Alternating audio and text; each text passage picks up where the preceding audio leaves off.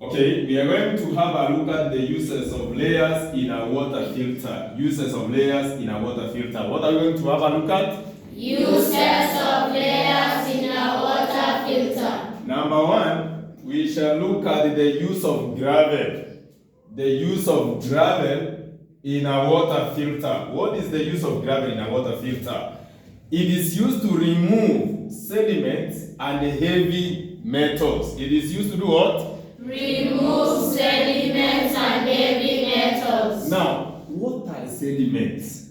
Sediments, they are simply particles which are of big size or large size. For example, we have the big rocks, we have the sticks, we have the leaves, and at times you can have even the roots of plants. So the work of the gravel is to remove such as sediments and the heavy metals. Number two, we have grass.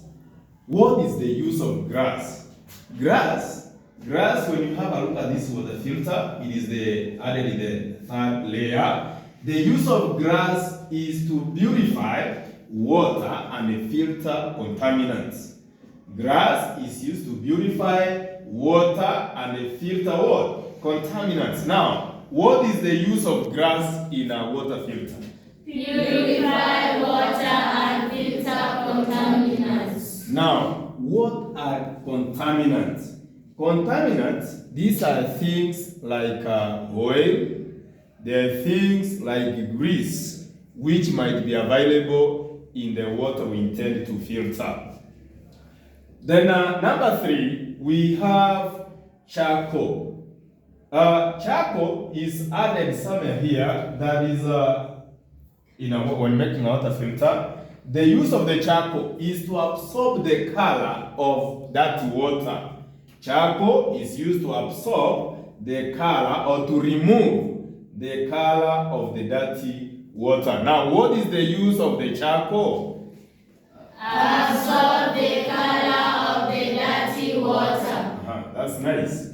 Now, we move to another use or another layer, that is fine sand. Fine sand. Fine sand, when you have a look at our water filter, fine sand is here. The use of fine sand when making a water filter is to pre-treat, or it is used for pre-treatment of water containing waterborne diseases. It is used in the pre-treatment of water containing waterborne diseases. Now, what are waterborne diseases? Waterborne diseases, these are infections.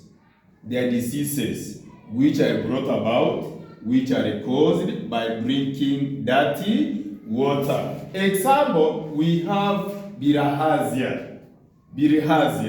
Number two, we have typhoid. Number three, we have cholera. And then lastly, number four, we have dysentery. Now, those are what we call the waterborne diseases. Another layer we have is the coarse sand.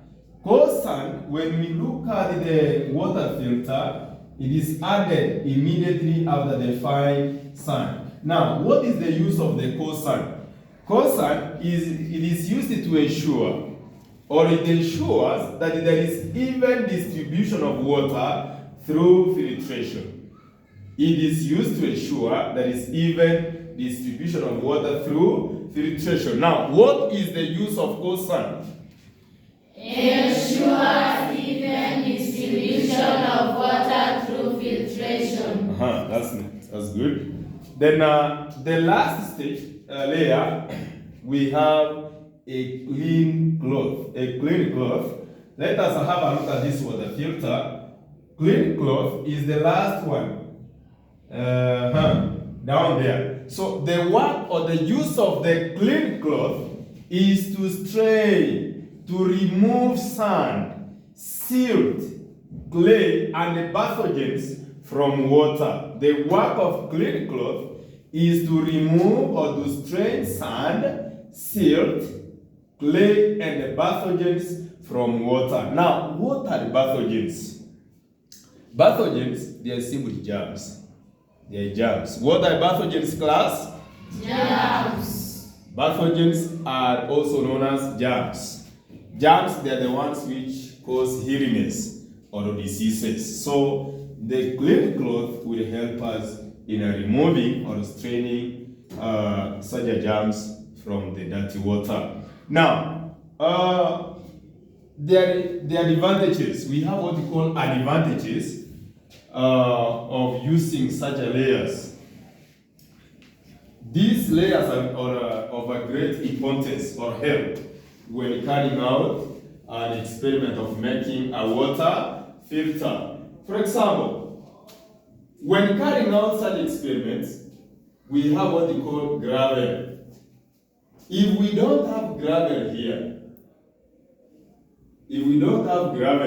remember the use of gravel was to remove sediments and heavy metals. If we don't have the gravel, then definitely the sediments and the heavy metals will go down until it will be collected in the final result. That's when we have the clean cloth